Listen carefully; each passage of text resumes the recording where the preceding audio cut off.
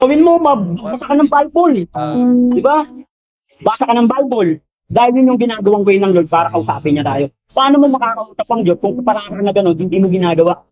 Dahil Bible, yun yung salita ng Diyos. Salita ng Diyos. Di ba? Malinaw salita ng Diyos, hindi siya makakausap. Dahil nalaman ko, ang... Ito'y nagpaalala sa isang pangyayari na pinuntahan namin ni Dr. Ditching dahil isang born again, Katoliko siya dati, born again, nasa ibang bansa, sa Japan siya. Pag uwi niya dito, winasak niya ang mga sagradong imahe ng simbahang Katoliko. Okay.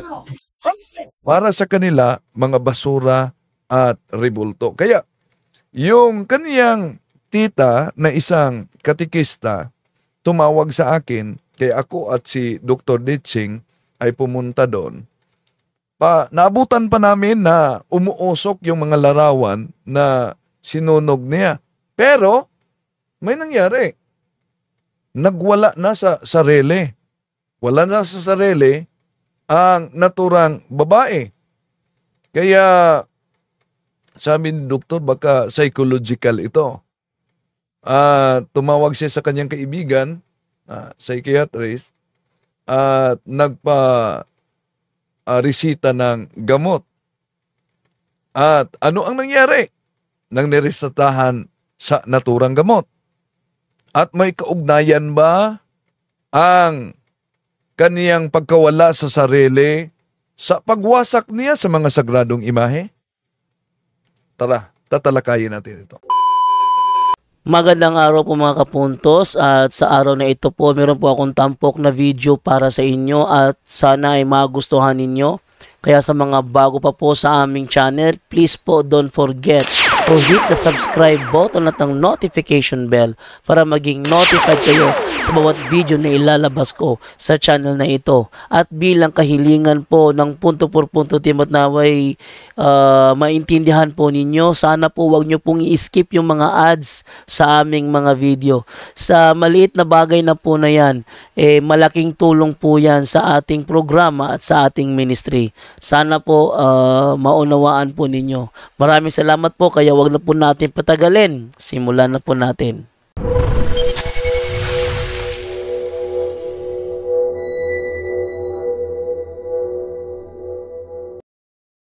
Welcome po sa lahat.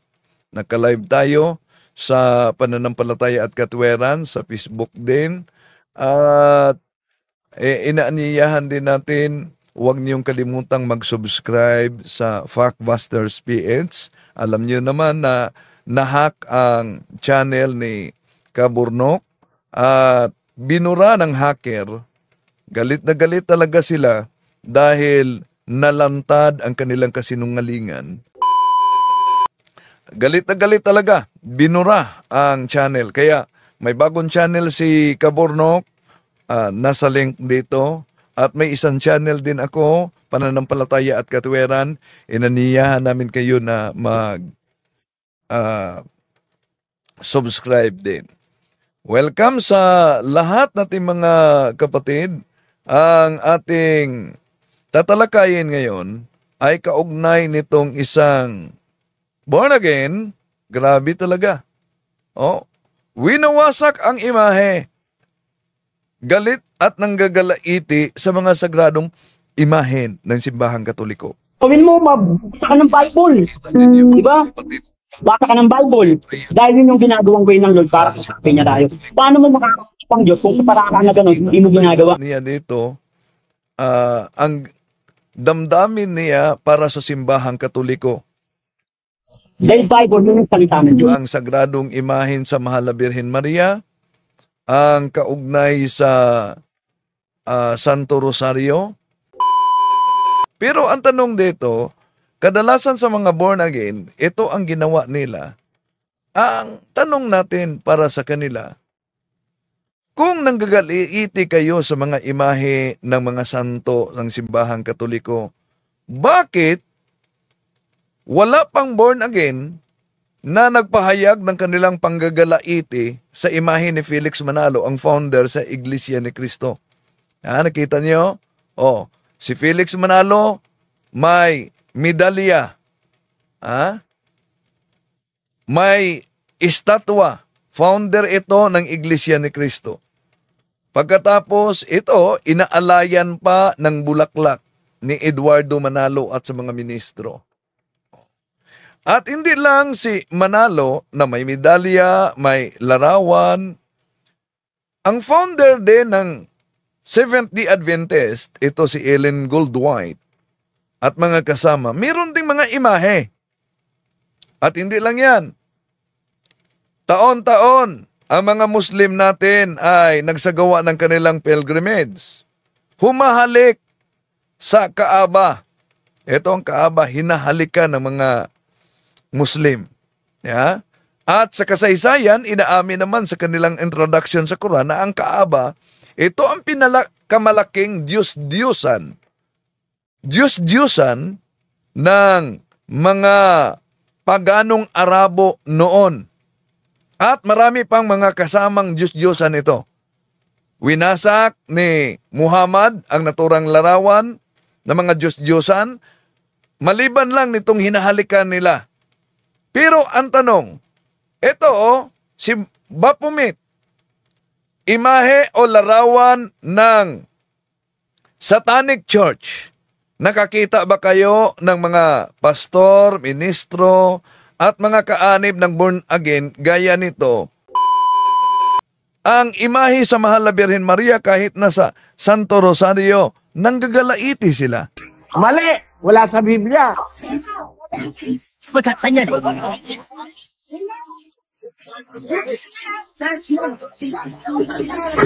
Okay, so nagpaalala ito sa isang pangyayari na may isang babae, mga 40 years old siguro siya, no?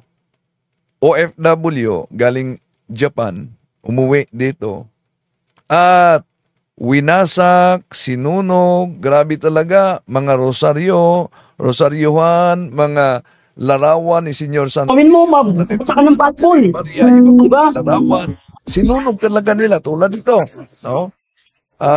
Grabe ang kanilang panggagalaiti. Kaya tinawagan kami ng kaniyang tita, nagpatulong sa amin Mali! Wala sa Biblia. dahil ang sabi ng tita, sinunog ang mga imahe o larawan. Kaya pinuntahan namin, naabutan ba namin, umuusok talaga, no? Pero ang problema, ang naturang babae ay nawala na sa kanyang sarili, no? Nawala na sa kanyang sarili. Kaya si doktor nagresita ng gamot para sa kaniya dahil nawala talaga siya sa kanyang sarili, no? At nang nakainom na siya ng gamot, pinainom na ng gamot, abay, walang epekto pa rin. Walang epekto, no? Kaya nagresita si Dr. Ditching ng para injection. Wala pa ring epekto, di makatulog, no? At na discover namin na ito pala siya ay anak ng miyembro ng PBMA. Oh. PBMA. No? Yung mga siktang tatag lang din, walang pagkakaiba sa siktang tatag ni Felix Manalo, Kibuloy, nagsusulputan ito. Ang mga siktang ito, mga kapatid, sa ating panahon ngayon. At kahit wala silang sariling Biblia, nakibasa lang, yun na ang resulta.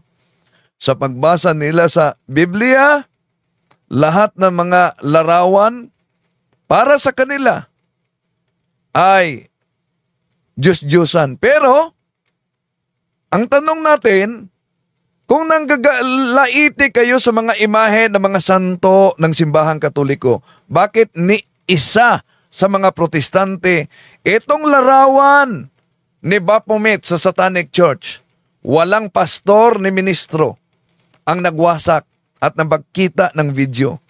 Bakit walang pastor o born again? O iglesia ni Manalo, iglesia ni Kibuloy, o iglesia ni Soriano ang nagwasak na ipinakita kahit kopya nitong Kaaba na hinahalikan ng mga Muslim? Bakit walang mga pastor, miyembro ng mga nagsusulputang sikta na winasak itong imahen ni Ellen Goldwhite, founder ng Seventh-day Adventist? Bakit walang pastor o mga ministro na nagpakita ng video na winasak ang imahen ni Felix Manalo o ang kaniyang medalyon ni Felix Manalo? So bakit hindi nila nagawa ito kahit sa grupo ng Satanic Church? Bakit sa Katoliko? Alam niyo naman, kung sisilipin natin ang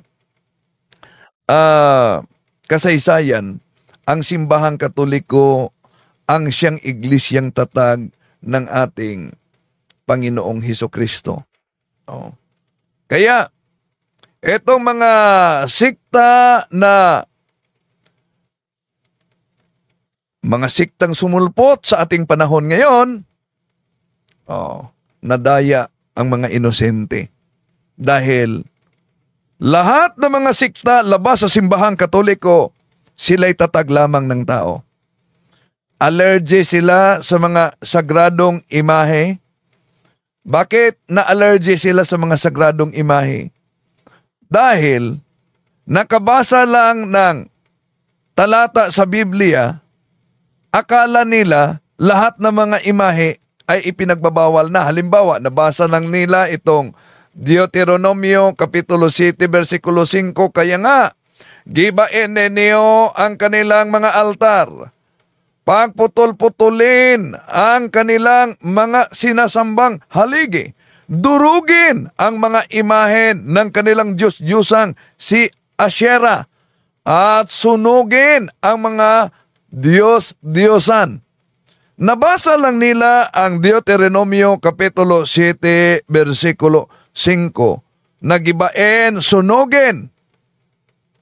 Lalo na yung mga pinagbatayan sa mga pastor at mga miyembro ng siktang tatag lamang ng tao, Levitico Kapitulo 26, versikulo 30, Deuteronomio Kapitulo 5, Deuteronomio Kapitulo 7, versikulo 5.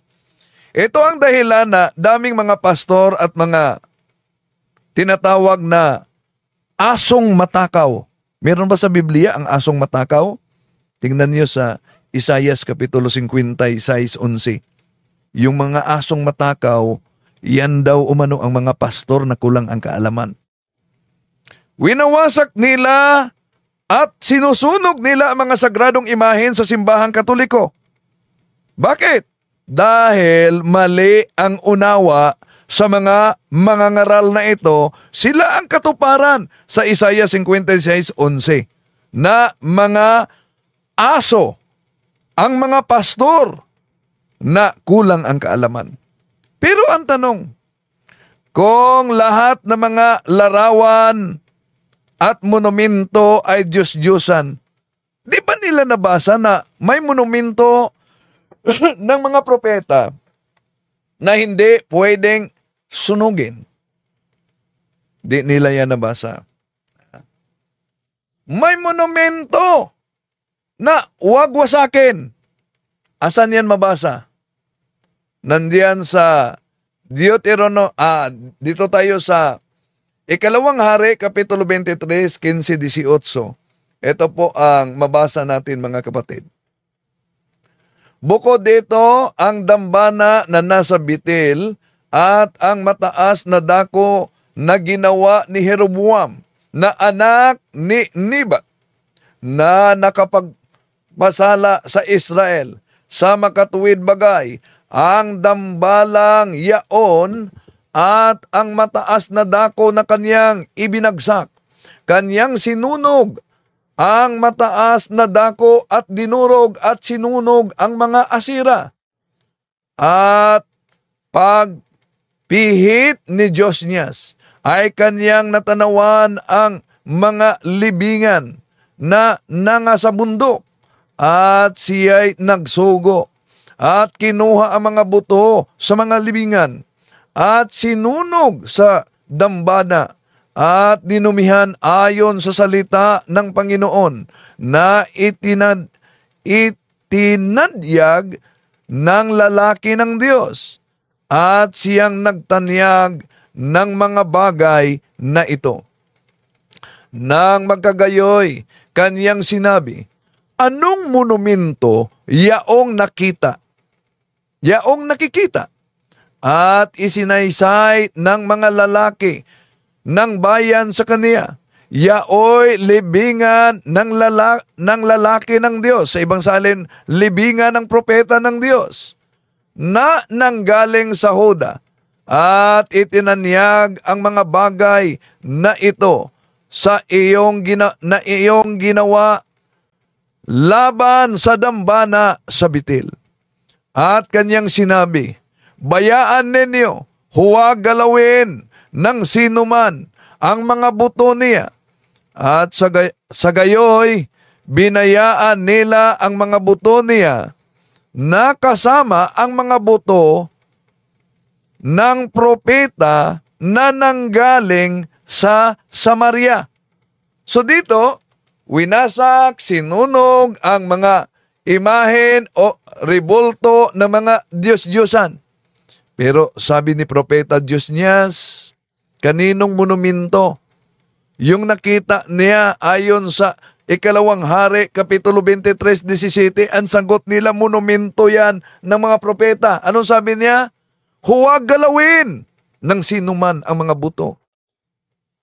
Sa gayoy, biniyaan nila. So hindi lahat ng mga larawan, mga kapatid, ay ipinagbabawal. Bakit? Sa mga nagsusulputang sikta sa ating panahon ngayon,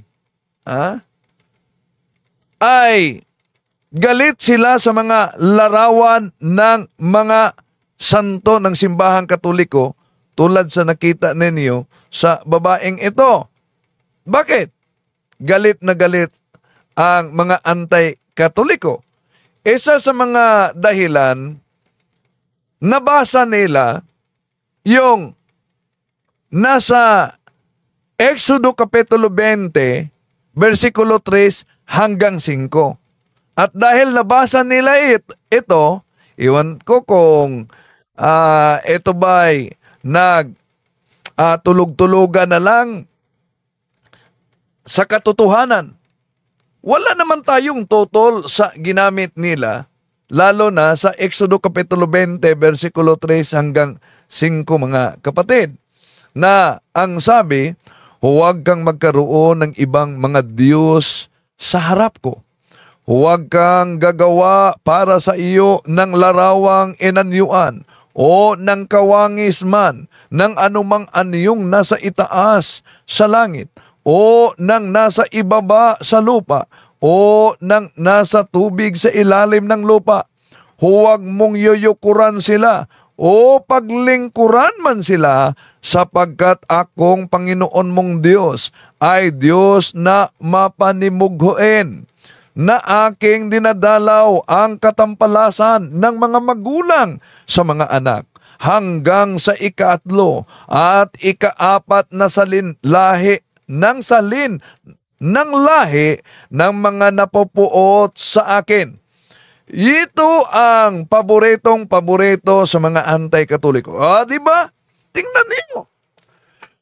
Mabasa natin sa Exodo Kapitulo 20, versikulo 3 hanggang 5, na mariing ipinagbabawal ng Diyos ang mga larawan at ang pagsamba ng mga Diyos-Diyosan. Tanong, anong katibayan na tad-tad sa maling unawa itong mga pastor at mga miyembro na natangay sa mga sikta na lumitaw sa ating makabagong panahon ngayon? Dahil, una mga kapatid, ang mga protestante at mga born again, iba pang mga anti-Catholic, Iglesia ni Manalo, Iglesia ni Kibuloy, Iglesia ni Soriano, ay ang kanilang palaging binabasa, Exodo Kapitulo 20, versikulo 3 hanggang 5. Pero alam niyo ba na kung ang ating gamitin itong Protestant na salin, the Living Bible, dito pa lang sa Exodo Kapitulo 20, versikulo 3 hanggang 5, butata na ang mga pastor at mga miyembro, mga kapatid. Bakit? Butata sila. No.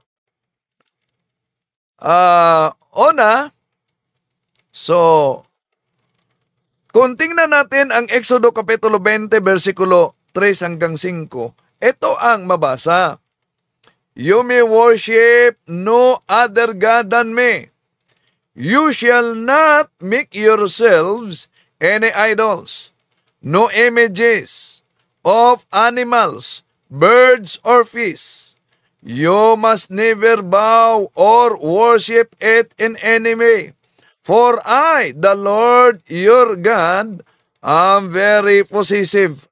I will not share your affection with any other God. Napansin niyo mga kapatid, ang ipinagbabawal ng mga Diyos-Diyosan, images, no images of animals, birds, or fish. Hindi pala sa mga santo. Kung ang salin na ito, the Living Bible, ang gagamitin, dito pa lang butata na ang mga anti-katoliko na palaging gumagamit yan. Ang dami sa Biblia na mga larawan ng mga Diyos-Diyos na ipinagbabawal. Sa Biblia, ang mga Diyos-Diyosan na ipinagbabawal, alam niyo naman ang definition ng Diyos-Diyosan. Harper's Bible Dictionary, all idols are images but not all religious images are idols. Nasa Leviticus 18:21, may Diyos-Diyosan na ang pangalan si Moloch. Nasa Gawa Kapitulo 14, versikulo 12, may Diyos-Diyosan na ang pangalan ay Hermes. Kaya yung mga bag na Hermes, nakapangalan yan sa Diyos-Diyosan, Hermes. Sikat na sikat, di ba? Mahal, napakamahal. Siyos, nasa Gawa Kapitulo 14, 12-13, mga Diyos-Diyosan yan. Astarte, unang Samuel, Kapitulo 7, versikulo 3. Na may Diyos-Diyosan na si Bel at Nebo sa Isaias Kapitulo 46, versikulo 1.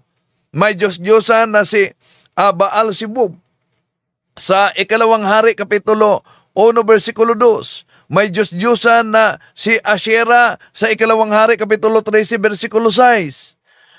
At binanggit pa ang Diyos-Diyosan na si Bel at si Merodach yan sa Jeremias Kapitulo 20, versikulo 2. Yun ang mga Diyos-Diyosan na ipinagbabawal ng Diyos. Balikan natin ang Harper's Bible Dictionary, page 567, all idols are images but not all religious images are idols. Napakalinaw mga kapatid na sa protestanting salin, all idols are images but not all religious images are idols. Ngayon, kaya nga mahirapan sa pagsagot itong mga anti-Catholic na nanindigan halimbawa, bawal talaga ang mga larawan. Sige, bawal talaga. Lahat ba ng mga larawan ay saklaw sa Exodo Kapitulo 20, versikulo 3 hanggang 5? Kung ipinagbabawal ng Diyos ang paggawa sa lahat na uri ng mga larawan, pati na sa mga santo, ang tanong, bakit sa Exodo Kapitulo 25, 19, 22, mabasa natin, may utos ang Diyos kay Moises na magawa ng larawan? Ito ang mabasa natin.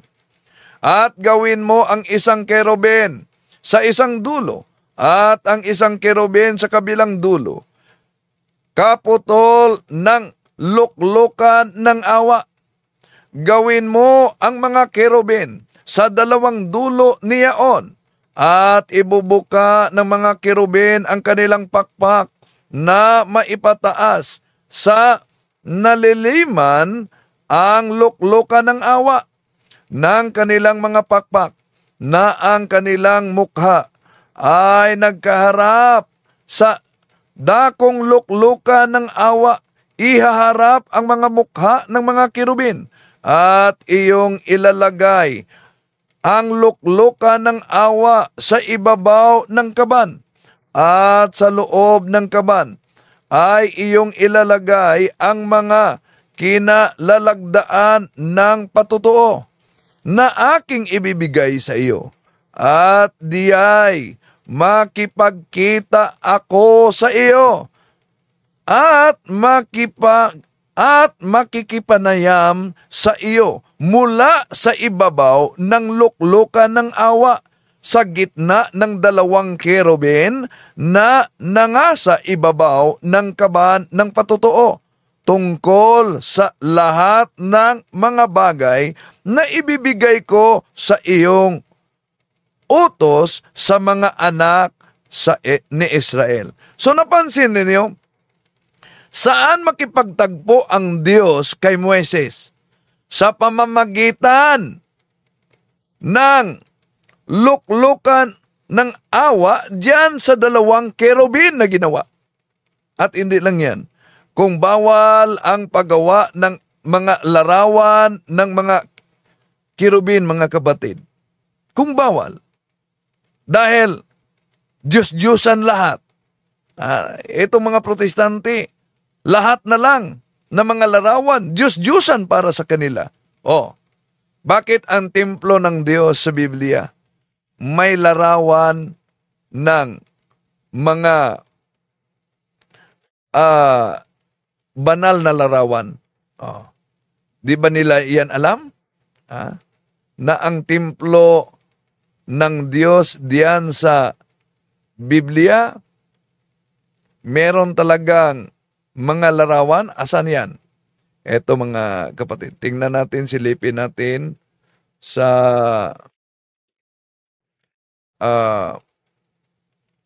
eto. Ating sisilipin ang Ezekiel Kapitulo 41, 17-22. Ito po ang mabasa natin sa Ezekiel. Pansinin ninyo ang nakasulat dito. Sa pagitan ng itaas ng pintuan, sa lalong loob ng bahay at sa labas, at sa buong pader, sa palibot, sa loob at sa itaas ay sinukat. At ang pader ay niyaring may mga kirubin at may mga puno ng palma. At isang puno ng palma ay sa pagitan ng kirubin. At bawat kirubin ay may dalawang mukha na may mukha ng isang tao sa dako ng puno ng palma sa isang dako, at mukha ng batang leon sa dako ng puno ng palma na kabilang sa dako. Ganito ang pagkayari sa buong bahay sa palibot, mula sa lapag hanggang sa itaas ng pintuan ay may mga kerubin at mga puno ng palma na yari. Ganito ang pader ng templo. Tungkol sa templo, ang mga haligi ng pintuan ay parisukat, at tungkol sa harapan ng santuaryo, ang anyo niya ay gaya ng anyo ng templo. Ang dambana ay kahoy na 3 siko ang taas, at ang haba niya ay 2 siko, at ang mga sulok niya ay, at ang haba niya ay, at ang mga pader niya ay kahoy. At sinabi niya sa akin, ito ang dulang nasa harap ng Panginoon. Dito mga kapatid, makita ninyo na mula pa sa lumang tipan, ang Diyos ay nag-utos na Moises na magawa ng larawan ng kerubin. Makita din natin sa Ezekiel Kapitulo 41, 17-22 na ang templo ng Diyos ay may mga larawan ng mga kerubin, larawan ng mga palmera. At alam naman natin kung ano ang kahulugan sa palmera. Kaya, sa hula mga kapatid, ang templo ng Diyos, meron talagang mga banal na bagay. Kung tingnan natin ang karunungan size Gs, ito ang mabasa. Ito ay mga banal na bagay. At kung gagamitin ninyo sa paraang banal, kayo rin ay magiging banal kapag natutunan ninyo ang mga aral na ito, maipagtatanggol ninyo ang inyong sarili sa araw ng paghatol. So may mga banal na bagay na mabasa natin diyan. At alam nyo ba, kaya nga ang katanungan, bakit yung isang dating Katoliko naging born again, biglang nawala sa kanyang sarili, na baliw talaga, no? At walang epekto ang gamot sa kanya. Bakit ganon? Ano bang nangyari? Alam niyo mga kapatid, na may kabayaran ang pag anuman ang ginawa nila, lalo na sa mga sagradong imahe. May kabayaran yan. Asan ba mabasa na may mga kabayaran ang paglapastangan, lalo na sa mga sagradong imahe na sa Panginoon mismo? Ito po ang mabasa natin sa Leviticus Kapitulo 5, versikulo 15. Pansinin ninyo, kung ang sino man ay makasuway at magkasala nang di sinadya sa mga banal na bagay ng Panginoon, ay magdadala nga siya sa Panginoon ng handog dahil sa pagpakasala na isang tupang lalaking walang kapintasan na kinuha sa kawan ayon sa inyong pagkahalaga sa siklong pilak, ayon sa siklo ng santuaryo na pinakahandog dahil sa pagpakasala. So, sa di sinadya may kabayaran. Ano pa kaya etong sinadya mismo?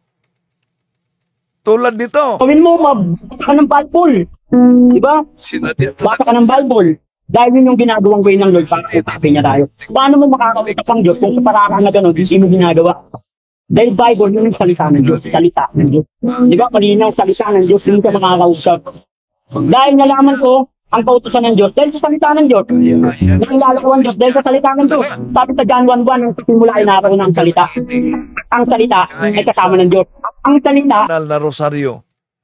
Ganun ang mga anti-Catholic. Bakit? Naalala niyo ba ang sabi ni Propeta Isaias sa Isaias Kapitulo 5, versikulo 20? No? Naalala niyo ba yon? Ano ang sabi ni Propeta Isaias? Isaias Kapitulo 5, versikulo 20. Sa aba nila na nagsisitawag na ang mabuti ay masama at ang masama ay mabuti, na inaaring dilim ang liwanag at ang liwanag ang dilim, na inaaring mapait ang matamis at matamis ang mapait. O, ganun ang ibang sikta. Bakit? Una, lahat ng mga larawan para sa kanila. Diyos-Diyosan na. And then, di lang yan. No? Ang banal na rosaryo, nanggagalaiti talaga sila. Bakit? Nanggagalaiti kayo sa banal na rosaryo. Ano ba ang sinasambit natin sa rosaryo? Pray for us sinners now and the hour of our death. Ngayon, bawal ba ang sambit na yan? Pray for us sinners now and the hour of our death? Para sa kanila, bawal. Kaya kung bawal para sa kanila, sino ang katuparan sa Isayas? Hindi lang yan. Meron pa tayong sinambit sa banal na rosaryo, mga kapatid. O my Jesus, forgive us our sins, save us from the fire of hell, and bring all souls into heaven, especially those who needs most your divine mercy. O, anong gusto nila? O my Jesus, do not forgive us our sins? Yun mo ba? Ang sinambit natin, O my Jesus, forgive us our sins. Save us from the fire of hell. Kaya nga, nasa kanila ang katuparan sa Isayas, Kapitulo 5, versikulo 20. Sa aba nila na nagsitawag na ang mabuti ay masama. O, ganon sila. Hail Mary, full of grace, the Lord is with you. Masama ba yan? Pahayag na yan ng anghel. Lucas Kapitulo 1, versikulo 23. O. Kaya, balikan natin ang Isaiah 5:20. Sa aba nila na nagsitawag na ang mabuti ay masama at ang masama ay mabuti. Ganon ang mga sekta na nasa tatag lamang ng tao. Dahil bakit? Biktima rin din sila. Biktima sila sa maling akala. Eh di, sabihin nila, bakit yung mga Katoliko, lumuluhod kayo sa rebolto? Una, hindi porket nanalangin habang nakaluhod, yung kaharap ay Diyos-Diyosa na. Mali po. Dahil kahit sa Biblia, mabasa natin, kahit nga si San Pedro, lumuluhod habang nanalangin. Gawa Kapitulo 9, versikulo 40. Yun bang kaharap ni Propeta ani San Pedro? Habang nakaluhod siya nanalangin, tingnan niyo kahit protestante ang salita ng Diyos. Yun bang kaharap niya ay Diyos-Diyosa na? Si Propeta Josue, sa Josue Kapitulo 7, versikulo 6, lumuluhod siya habang nanalangin. Asan siya? Ano ay yung kaharap niya? Ang kaharap niya ay ang dalawang kirubin. Larawan ng mga kirubin na nasa Ark of the Lord. Ark of the Covenant. Números Kapitulo 7, versikulo 88, ang Arka ng Diyos, nandiyan ang dalawang larawan ng mga kirubin. Tanong, dahil po ba lumuluhod sa naturang larawan mga kapatid, ang mabasa diyan, yung larawan ng mga kirubin ay Diyos-Diyosa na. Pero, sabi ng iba kasi, ito ang palusot ng ibang sikta, mga kapatid. Hindi! Bakit kayong mga Katoliko, hinahalikan ninyo ang mga larawan? Bakit? Kung hinahalikan natin ang mga larawan, kung may mga humalik sa larawan, ibig ba sabihin ang paghalik, pag Diyos-Diyosa na? Ano sabi ni San Pablo? Roma 16:16, maghalikan kayo. Diba? Sa banal na halik. Nangumusta sa banal na halik. Tingnan natin, Roma 16:16, ito'y gagamitin ng INC. Dahil po ba sa mabasa dito, pag Diyos-Diyos na, ang sabi ni San Pablo, magbatian kayo sa banal na halik. Ayon sa kanila, inahalikan kasi ninyo ang mga larawan. Meron ba sa Biblia na pag hinalikan, dinyos na? Ha? Ay hindi. Kayo'y humihipo sa mga larawan. Bakit? Di nyo nabasa ang Marcos Kapitulo 5, versikulo 27, 28? Na ang isang babae ay humipo sa laylayan ng ating Panginoon Jesucristo at gumaling ang naturang babae? At sabi ng ating Panginoon, sino ang humipo sa akin? Sabi ng kanyang mga alagad, ba't nagtanong ka? Alam mo naman, maraming mga taong sumusunod sa iyo. Sabi ng ating Panginoon, sapagkat may kapangyarihang lumabas sa akin. Sinabi ba ng ating Panginoong Hesus, humipo kayo at gagaling kayo? Hindi. Pero bunsod sa pananampalataya ng naturang babae, mga kapatid. Sandali, may nabasa ako. Bro Windel, pwedeng magtanong, civil wedding, rami, sa ako asawa, pero hiwalay na kami. Pwede ba akong mag-deliverance sa aking anak?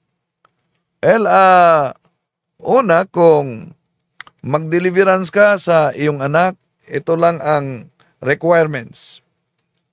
Proper faith, ibig sabihin walang mga superstitious beliefs.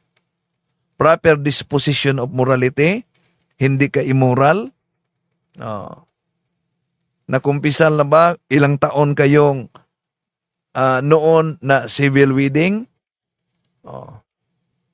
Proper faith, proper disposition of morality and state of grace. At kailangan nasa grasya ng Diyos. So, yun ang kailangan.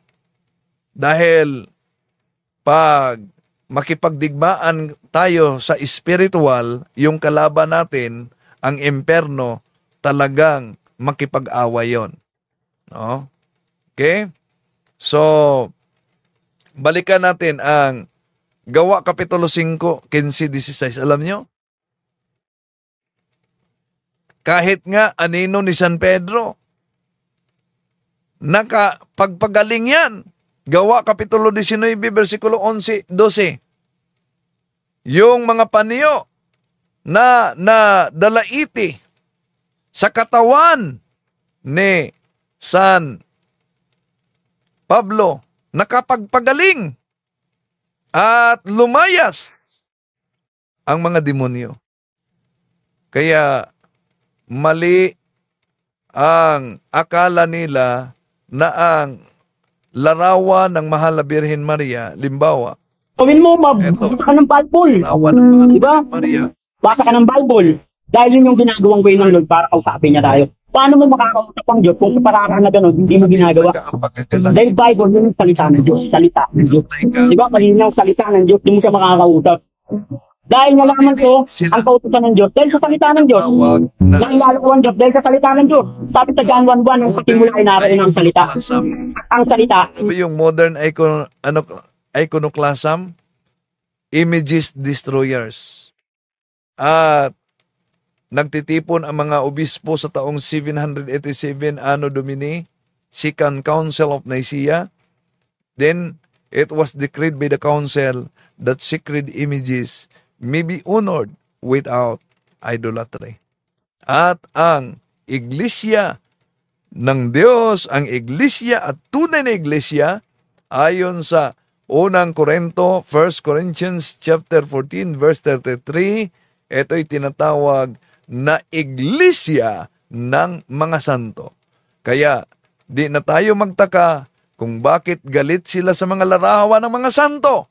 Bakit galit sila sa mga larawan ng mga santo? Dahil wala silang kasama na naging santo. Panalangin natin, pagdasal natin sila. Tulad sa pahayag ng ating Panginoong Hesus, San Juan 17:17, Sanctifica ius in veritate, sermo tuos veritas est. Maraming salamat po. Hanggang sa muli.